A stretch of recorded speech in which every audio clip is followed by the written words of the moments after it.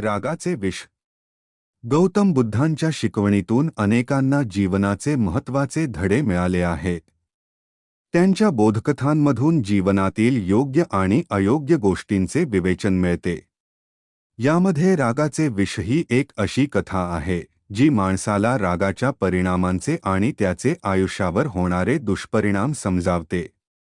एकदा गौतम बुद्ध त्यांच्या शिष्यांसोबत प्रवास करत होते. प्रवासादरम्यान एका गावात ते विश्रांतीसाठी थांबले. त्यावेळी गावातील एक प्रतिष्ठित व्यक्ती बुद्धांकडे आला आणि त्यांच्याशी संवाद साधण्यास सुरुवात केली. तो व्यक्ती अस्वस्थ आणि रागात होता, कारण त्याला वाटत होते की बुद्धांच्या शिकवणीमुळे त्याच्या नातेवाईकांचे विचार बदलले आहेत आणि त्याचे मत मानले जात नाही. त्या व्यक्तीने बुद्धांना रागाने अपशब्द बोलले आणि त्यांच्यावर कठोर टीका केली. बुद्ध शांत होते. त्या व्यक्तीचा राग, अपशब्द, कठोर शब्द कशाचीही प्रतिक्रिया बुद्धांनी दिली नाही. ते निवांतपणे त्याच्याकडे पाहत होते. त्या व्यक्तीने काही वेळाने राग कमी होताच विचारले, तुम्ही माझ्यावर रागावला का नाही? बुद्ध म्हणाले, राग एक विष आहे. जर मी तुझ्या रागाला प्रतिसाद दिला असता तर त्याच्याशी जोडला गेलो असतो, पण मी त्या विषाचा स्वीकार केला नाही. राग माणसाला आतून नष्ट करतो, त्याच्या आत्म्याला हानी पोहोचवतो. रागाने माणसाचे मन, विचार आणि कृती अशांत होतात. म्हणून मी रागाचा स्वीकार करीत नाही. रागाची निसर्ग आणि मानवावर होणारी हानी. बुद्धांनी त्यानंतर त्या व्यक्तीला रागाचे महत्त्व समजावले. राग माणसाच्या आतल्या शक्तीचा नाश करतो. रागाने भरलेल्या व्यक्तीचे मन संतुलन हरवते आणि त्यामुळे तो अनेक चुका करतो. क्रोधामुळे शारीरिक आणि मानसिक आरोग्यावर परिणाम होतो. माणसाला स्वतःवर नियंत्रण नसते आणि त्यामुळे त्याच्या कृती, विचार, शब्दांमध्ये विषारीपणा येतो.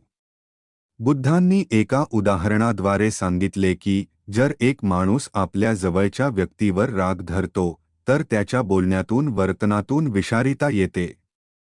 तो राग त्याला आणि समोरच्याला दोघांनाही त्रास देतो. ज्याला तो राग दिला जातो, तोही रागाच्या उत्तरादाखल त्याचाही तिरस्कार करण्यास प्रवृत्त होतो. अशा प्रकारे राग एक शृंखला तयार करतो, ज्याचा परिणाम पुढच्या पिढ्यांवरही होऊ शकतो. रागाचा परिणाम मनावर आणि शरीरावर. राग एक भावना आहे जी मनावर गडद काळे ढग बनवते. रागामुळे माणसाच्या मनात चिडचिड, उदासीनता, असंतोष निर्माण होतो. मनातील शांतता, संतुलन आणि समाधान हरवून बसतो. तसेच रागामुळे शरीरावरही वाईट परिणाम होतात. हृदयाचे ठोके वाढतात, रक्तदाब वाढतो आणि शरीरात तणाव निर्माण होतो. दीर्घकाळ राग धरल्यास हृदयविकार, उच्च रक्तदाब आणि तणावासारख्या आजारांना निमंत्रण दिले जाते. रागावर विजय मिळवण्याचे मार्ग. बुद्धांनी रागावर विजय मिळवण्यासाठी काही प्रभावी उपाय सांगितले, जे आजच्या जीवनातही उपयुक्त आहेत. या उपायांनी माणूस रागावर नियंत्रण ठेवू शकतो आणि जीवनात संतुलन आणू शकतो. 1. स्वतःला जाणून घ्या.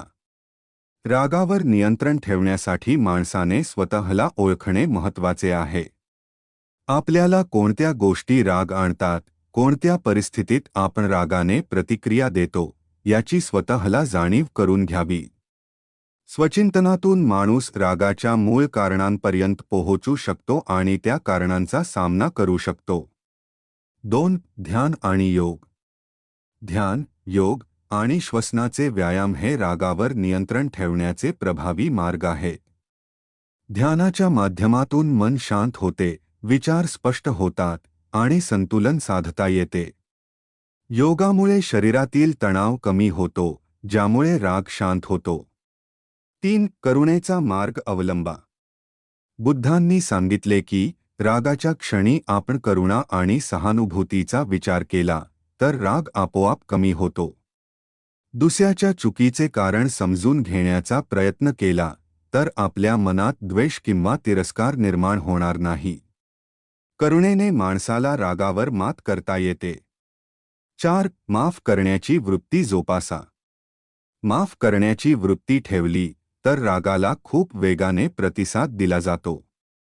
क्षमाशीलता म्हणजे आपल्याला त्रास देणाऱ्या व्यक्तीला मनोमन माफ करणे, ज्यामुळे आपण रागाच्या प्रभावातून मुक्त होऊ शकतो. क्षमाशीलतेने जीवनात शांतता येते.